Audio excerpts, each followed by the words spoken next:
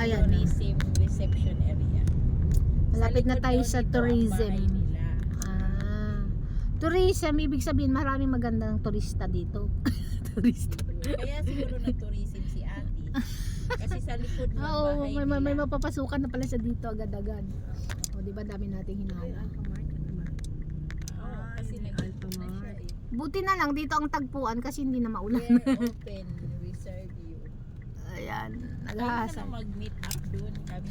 O, kami na mag-drive. Dito na kami maghintay. Di ba sa baba. sasabay ba siya sa atin papunta kay Sol? Hindi ko alam. Malamang taga doon yan. Hindi, sasakay siya dito. Saan ba siya sasakay? Sino? Yung pipikapin natin. Pick up girl. Si Christine. Christine. Sino ba? Charmaine. Charmaine. Sino si Christine? Wala pang reply. Alphamart na.